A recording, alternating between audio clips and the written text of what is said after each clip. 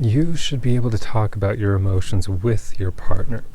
This is incredibly important because it's part of building healthy relationships. Because a huge part of healthy relationships is honest communication. And if you can't discuss your emotions with your partner, then you're lacking that aspect of honest communication. You're never going to be able to be truly honest and authentic with your partner, because a huge part of that is telling them how you feel and expressing your emotions to them. But so many people out there don't have healthy relationships to their own emotions, which means they're not going to be able to hold space for you or express their own emotions to you in a relationship. They're not going to be able to handle your emotions. So in this video, a bit later on, I'll be sharing with you 2 tips that will help you work on creating a healthier relationship environment with your partner where you'll be able to discuss your emotions with each other. But before we get in there, I do just want to talk about just how important this is, because so many people downplay the impact of emotions on their relationship. But this is huge, guys. Life is incredibly short. Your whole goal should be able to be as authentic as possible, as much as possible, because that's what makes life the most fun. But if you can't be authentic with your partner, meaning if you can't express your emotions to them, your relationship will never be as great as it could be with someone who would be able to hold space for you in that regard.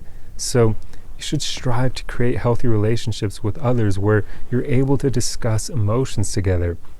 They shouldn't shame you. They shouldn't call you weak. They shouldn't get mad at you for conveying and expressing your emotions to them. As long as you're doing it in a healthy manner where you're not attacking them, you're not being toxic yourself, then it shouldn't trigger them, because you're just communicating to them, right? It's like if I were to tell someone that they're making me angry, and I just tell them that, like, matter-of-factly, like, hey, the way you're talking to me right now is upsetting me.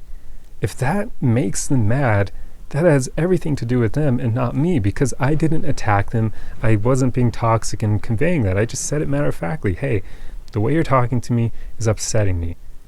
That's how it should be. Otherwise, if you attack them, you could say, hey, the way you're talking to me right now is upsetting me, and you're a horrible person for doing it. Like, you don't want to do that. So first and foremost, always just convey your emotions in a healthy, normal manner. Do not attack people. Don't be toxic yourself. Otherwise, if you wonder why they can't handle your emotions, it's because you're being an a-hole. Like, come on.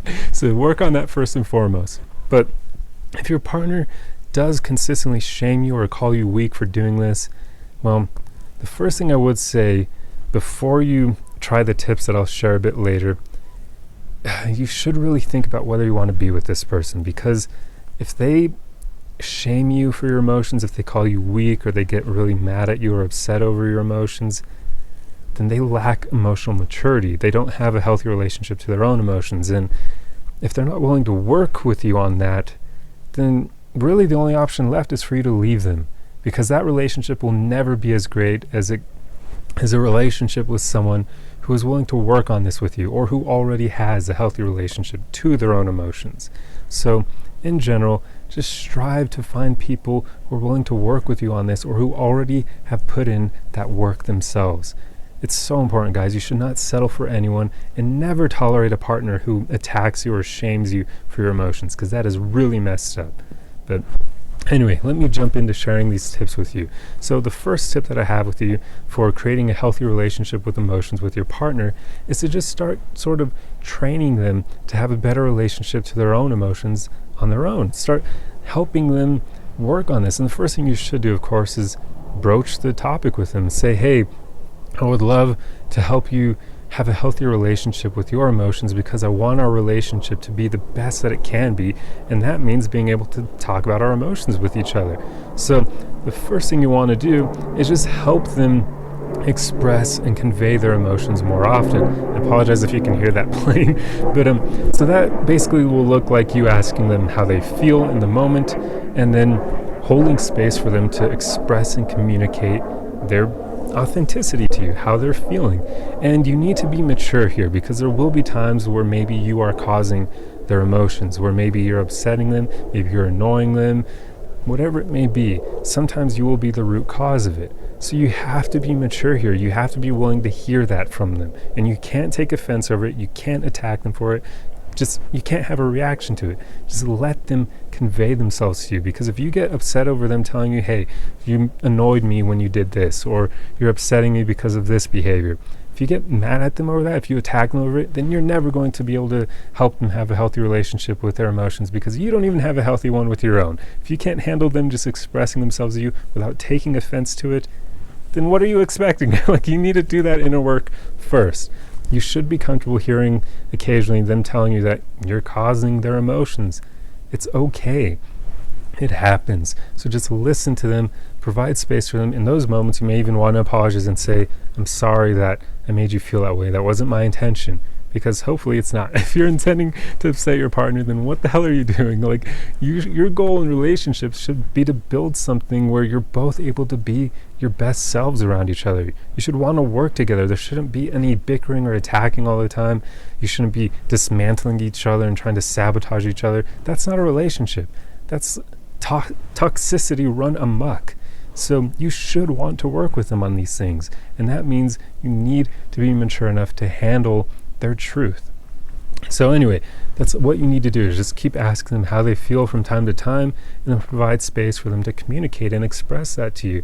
Ask them how they're feeling, and then just listen to them and take it in, and then thank them for it. Say, thank you for having the courage to express your emotions to me. I really appreciate it, because that will help you work on this with them. So that's the first thing you need to do. Just help them by providing space for them, or holding space for them, letting them express and convey their emotions to you.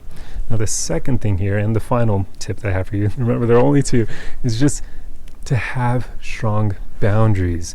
This is important for the cases where your partner may be a bit difficult, or maybe where they agreed to work with this on you, but they're still needing a lot of work in that regard. However, if your partner isn't willing to work with with you, I really don't think you should stay with them, because even if you have the strongest boundaries in the world, this isn't going to work. If they're not really willing to work on their relationship to their emotions with you, there's really nowhere for the relationship to go long term. It's going to end at some point, because they just aren't going to meet your level of maturity. So they have to be willing to work with this. But let's say that they are, then communicate your boundaries to them. Tell them that it's important that you be able to express your emotions to them, because it's an important thing to you, because it should be. It really should be. After everything I already discussed prior in this video, you should want to have a relationship where you can talk about your emotions together. So convey that boundary to them, and then tell them that you will not tolerate them shaming you or calling you weak or attacking you for your emotions at all. Call them out every single time they do that, because they're only going to work on changing that behavior if you make them aware of it. Sometimes people don't even know that they do this, and it's really unfortunate. So you need to call them out every time they do. And if they do it often enough, yet again, you may want to consider being with them, because you're just always better off finding people who are already at a level where you are, as opposed to trying to build someone up to that level, because it's so difficult to change people, especially if they're not willing to work on these things. And if that person isn't willing to work on this with you, you really should just let them go. It's so important. So that's pretty much everything I have for you guys today. So it's really important to build a healthy relationship with your partners. I mean, really, I don't get why so many people don't want to work on these things together. It boggles my mind how people get into relationships where they just want to stay where they are and never improve themselves and never work with their partner on the problems that they have, because that's not even a relationship in that case. It's so dumb, but these things are so common because so few people have healthy relationships with their emotions. But before I end out this video, I do want to say to all the men and women watching this, don't tolerate people shaming you for your emotions, especially if they call you weak. I've seen this behavior happen to both men and women, where men will sometimes get shamed by their girlfriends for conveying their emotions. Their girlfriend will call them weak for having feelings, which is stupid. It stems from that ridiculous, toxic belief that men can never show emotions in society because we have to be strong all the time and we don't feel anything, right? BS. We feel emotions just the same way women do. So to all the guys out there, find women who can handle your courage and vulnerability in conveying your emotions. Do not stop showing your emotions to women just because there are a few bad eggs out there who shame you for it and call you weak. instead of making those women basically affect your ability to relate to all women, just realize that they're a fraction of womanhood. If I can put all women in a box, they're a small, I don't know about small, maybe they're a sizable fraction of women, but there are women out there who have healthy relationships with their emotions and who will actually want to hear you convey your emotions to them. They exist, they're out there. So don't let these bad eggs stop you from being the kings that you are. If you have the courage to be vulnerable around women, realize that you're a king. So few men actually have that. So never change that. Don't hide that just because you've met a few women who can't handle your vulnerability. Just let those women go. Realize that they're not great. They're not the queens you're looking for. Instead, look for the women who may even be watching this video, women who have healthy relationships with their emotions, the queens out there. Go seek them out and get into relationships with them. But do not change yourself because of those bad egg women out there. And the same thing goes for you, ladies. There are a lot of men out there who don't want to handle a woman's emotions because maybe they think it's childish or they just don't like it. They don't know how to deal with it. Let those men go, especially if they're not willing to work on having a healthier relationship to their emotions. Just in general, let people go if they're not willing to work with this on you. And never change yourself for all the insecure people out there. Because if someone shames you or calls you weak for conveying your emotions, that's an insecure person. They have a lot of inner work to do. So don't let them change you. If you change yourself over them, you're changing yourself over bad people who you won't even care about in the long term. Eventually you'll get over them, you'll move on. So why the hell would you change yourself because of them? Let them go. Let them stay in your past. So just keep being yourself. Keep being a king if you're a man. Keep being a queen if you're a woman. Just keep being awesome. Let those bad people go, but do not change yourself. Seriously, guys, we should always strive to have healthy relationships with our emotions and to build healthy relationships with other people where we can discuss our emotions. But anyway, that's pretty much all I have for you. So if you enjoyed this video, be sure to subscribe if you want to see more like it. Otherwise, like the video. That's the easiest way you can help me out. And let me know your thoughts on this in the comment section below. And lastly, share this video to anyone who you think may benefit from it.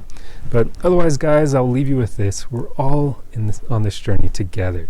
So the most important thing is for you to keep going. Keep working on building a healthy relationship with your emotions. Keep seeking out people who have put in that inner work. They're out there. I know they're rare, but they exist.